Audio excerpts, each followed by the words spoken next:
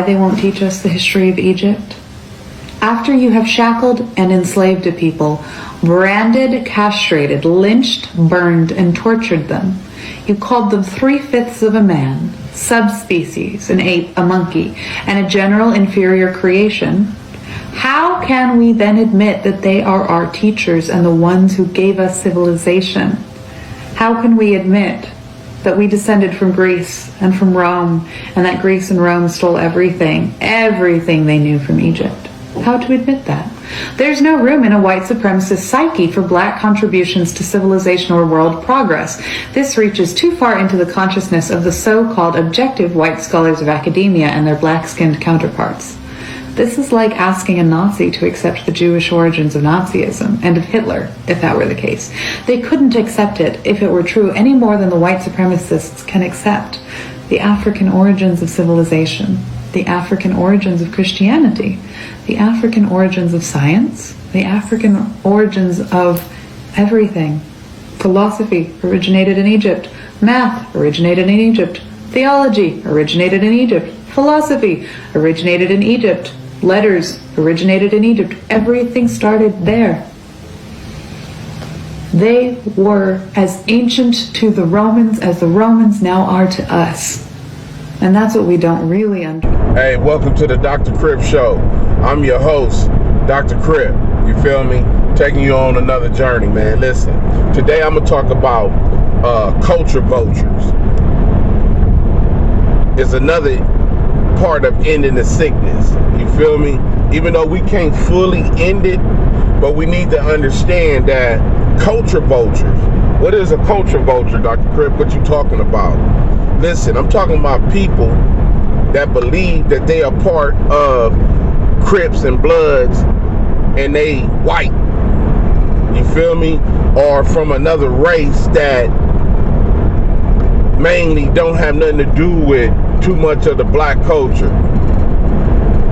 You feel me? And they all on the internet. And this is also egging on the new generation of people that want to gangbang, the kids that want to gangbang and think that it's cool. You know? Let me tell you something, man. When white people come around and they join gangs, all of them, I ain't never heard of or met one white boy gang member that's solid 100 all the way around. That's why your name is Milk. Every gang member from every hood, Blood or Crip, if you white, your name is Milk. That's a tag that's given to you because you're not black. You're Milk. You're white. You feel me? And you're a culture vulture. It doesn't matter if you was born in it or whatever the case. However, I tell you what, some get further than others. But at the end of the day, show me one that's on the front line in your supposedly era. When I was on the porch, whatever that on the porch, off the porch, all that shit don't even make sense to me. You know, that don't even make sense to me. When you get off the porch, I don't even understand what that even mean. You feel me? Because if you off the porch, that still don't mean nothing. You still a buster. Well, so what that got to do with everything? Talk about the day you got socked out by your homies. You feel me? Talk about the day you got your name, what they gonna call you. That's what you talk about. Because everybody's story is gonna be different. But I can tell you what, if you a white boy, you got beat up all day that day. It don't matter who your people was. You feel me? You got socked out and you supposed to have something blasted on your body with your hood on it. And when you don't get it, that's more culture vulture. You feel me? Because guess what? One day you gonna realize, I'm glad I didn't get it. Ooh, I got away from that. Because you wasn't hanging with the killers from your hood in your era. Because they would have had you would have had it all on your neck, on your back, you feel me? Or you'd be life in prison. Because if you get in the car, you holding a gun. You a white boy. You don't get the same respect as me. What are you talking about? That's a culture vulture, man. It doesn't matter. And some culture vultures come different. They talk, you feel me? They got all these podcasts, you feel me? They got all these numbers. All that's cool. But all y'all part of the problem with gangbanging inside the inner community. None of y'all don't help out. Name me one of y'all that give back to ending gang violence. I don't care about feeding no homeless or nothing. What that got to do with anything? What about your hood where your homies is at? In the alley. Pull up right there. See, they don't do all that. So that's to let y'all know, culture vulture. It is. It's real. Start making these people that get all these, I got 3 million subscribers. Okay, but your whole thing is black people on there because black people always help these people get it and don't get nothing in return.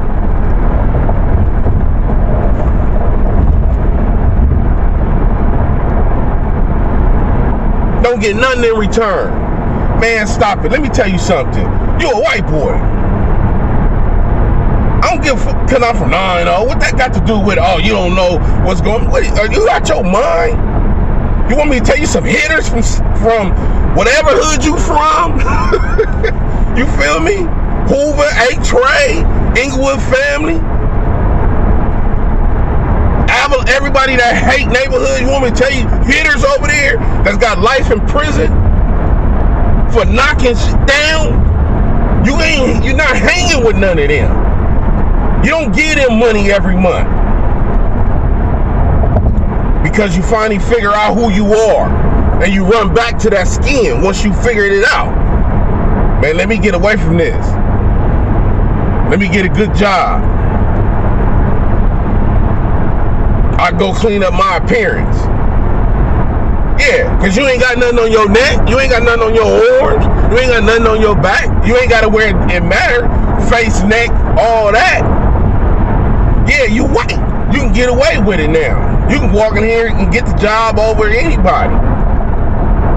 Culture vulture, man. Show. I'm your host, Dr. Crip. Thank you for tuning in, sharing, liking, subscribing, and all that. Today, I got a caller calling in. The penitentiary been on my head. They send me shots out, all kind of stuff. They stay getting at me, so I decided to let them call in today. So it's a couple of them gonna call in. I don't know who gonna call, but I told them go ahead, call, man. And I'll let y'all get y'all airtime in. So we just waiting on them to call right now. They should be calling any minute right now. So as soon as they call, we on. It's Dr. Crip. But the thing of it is with them is that I'm glad they tuning in because they realizing what they sickness in. You really sitting in jail for nothing. Something that is an illusion, something that is not real, something does not exist. You gave your life to it for nothing. You don't get nothing in return, which is what people not going to tell you in gangbanging. You don't get nothing in return. Man, tell me, I will wait. All these G homies getting on there. You got G homies older than me getting on, they got podcasters and everything. Not one of them is saying, man, it's over. They might be giving you some good advice while you in your it's over. End it. Say, man, that what they need to say is that, man, if I am a creator or a producer of this, what is called Crip, man, I apologize. I take everything I ever said, anything I ever did. Why would you try?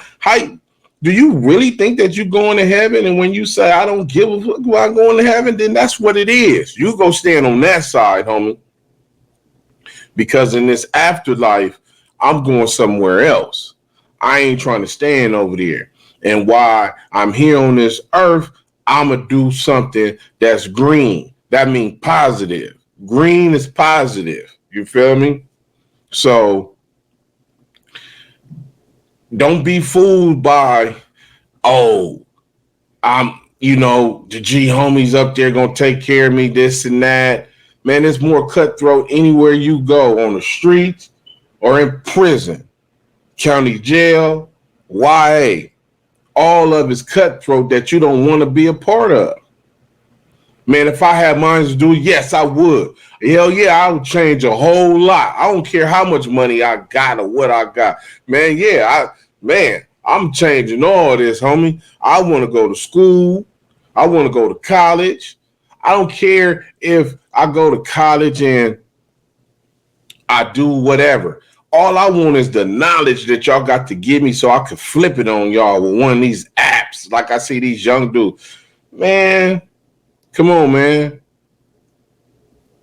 Yeah, creating apps and all this other stuff for future.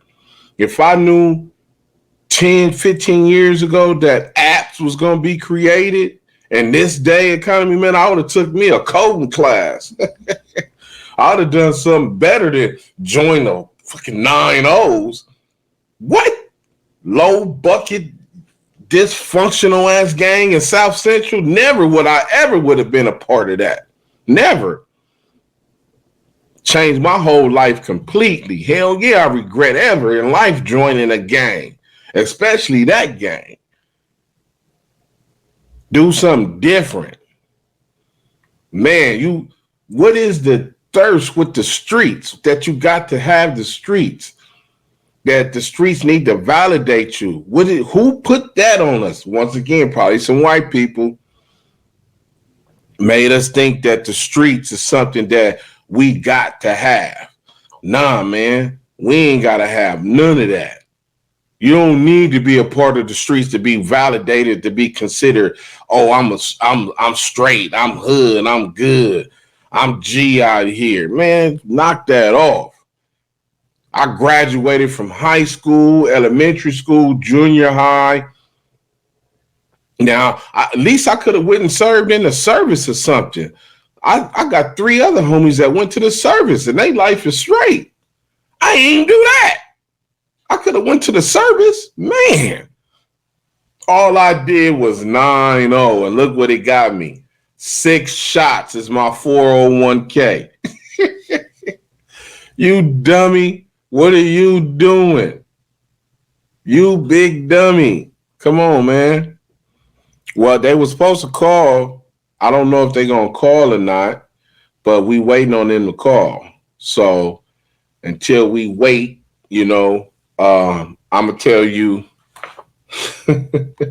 GAMD, gang addiction mental disorder. They know about it. They like, man, that is real. I should have never, ever been a part. You feel me? Never should I have been a part of this. Always had something to do. Go learn some extra something to learn. Man, ain't nothing going to come easy. You're going to have to work for it. Even in gang violence, guess what? You want to be the one, you're going to have to work for it. Guess what? You got to do a lot of more robbing, killing of your homie. You got to do some more betraying of your homies. You got to do some more getting the people to call the police on you in the community to hate you. You got to do a whole lot. You got to do a lot more of that if you want to be number one, baby. You know, I'm your host, Dr. Crip. I just want to thank everybody for liking, subscribing, and sharing. Today, it was a good question by Truck Stop Money 3120. He asked me, he said, you got a little homie? He said, you got a little homie that basically that, you know, is involved in my shooting or whatever the case may be. And no, not really, because I'm not a person that I've never had a little homie like that. You know, I always, you know, I had to have the right little homie. All my little homies got is his stories are crazy. The first little homie I got, you know, he was part of the he was right before the Tiny Toons. And you know, when he started, first he came from Inglewood, and when he started, he was in the hood every day. He was on point every day, doing whatever he do with, because we don't have a lot of youngsters in my hood, in my bracket. We getting them now, but that's the reason why we got so many problems, because all these people not from around my hood, they're not born and raised, and they not understanding what is going on directly in your own hood. They don't know how to talk to the lady next door and all that. They not part of that. They just part Crips. During that time, they wasn't part Crips. They was in the neighborhood, in the community. They had hangouts and all that. But he got in trouble with the NHPs because he lived in Inglewood, and I think the NHPs wanted him first. And when they seen that he wasn't with them, and I think they might have found out that he had not necessarily joined. Wait a minute. I think they did, because we went to his house one time, and I think I seen NAC whacked out on the door, and his mama moved him. Yeah, that's what happened. We went to his house because he hadn't been over there in about a week, and homies like, "No, where your little homie at?" I'm like, "I don't know. I ain't seen him. He usually over here every day, I said, we're going to go over there and see. Let's go over there and see. And I think a few of the homies went over there, and we went to that apartment, took a couple of burners, went over there, knocked on the door. But when we seen that stuff written on the door, that's when we knew. We like, ain't this the apartment he live in? Like, yeah. We like, ooh. And on his door was whacked out NAC. You could tell they tried to cover it up with paint, but, the graffiti was coming through it. So, like any parent, I'm out of here. You ain't messing up my life because you want to gangbang. That's part of the sickness, and his mother did the right thing. Back then when I was in my sickness, I was upset about it. And his mother sent him to like Michigan or Minnesota or something like that. But he called me about a few years later, during that time, way back then, 93, something like that. And he called me and was like, "Man, I'm in, Michigan or Minnesota." And he like, "I can't, my mom won't, I don't got nowhere to go, And I was like, "Man, handle your business, stay with your family, do what you need to do." And that was pretty much the last time I talked to him. Now, that was in the early 90s. So maybe about 4 or 5 years later, I think it was when I was in jail in Iowa, the homies tried to put another little husta nut on. And this dude came from somewhere else, but was not it. And I felt that they should have told me about that before they did it, but they were just trying to look out for me. But he was not it, and I don't know who gave him to me, probably some haters. And but he went to, as the story goes, he went to YA, and it didn't work out for him. He ended up in some sexual allegations, because that happens. See, that's what people don't tell these kids. See, and people don't understand. YA and camp, why you think all that stuff you hear is going on? They just now finding all this out. Y'all just bringing all this abuse out now. Man, that stuff been going on for the 30, 40 years. Those places is rougher than some prisons, because the level of understand, the mind is still childish. So of course they're going to do sexual stuff to each other, because that's all they can do to disrespect each other. And it's not about being gay or anything at that time. They just really disrespect. Now, when you get to the county and you still carrying all that on, you know the difference. You gay. I don't care what you say. If you run up in another man's booty, or you let another man suck on you or whatever, you are gay. I don't care about all that. You are gay. Yes, you are. You that done that. You are gay. Stop acting like you. Once That's they what. take your life, you will start appreciating life. Like I've been down 34 years, going 35 years, right? And I was sentenced to life at 16 years old. I was saying the difference between a person who has 5 years and me is that I've learned to appreciate life because they took my life. This person who didn't, he'd know that within 5 years he'd be going back home. A lot of people talk about rehabilitation. Rehabilitation starts with self. It don't start with the programs, none of that. It starts with self. If you want to rehabilitate, you got to start with self. You got to believe in it. You got to change your mindset. Because if you don't change your mindset, you're going to continue to repeat the things that get you caught up.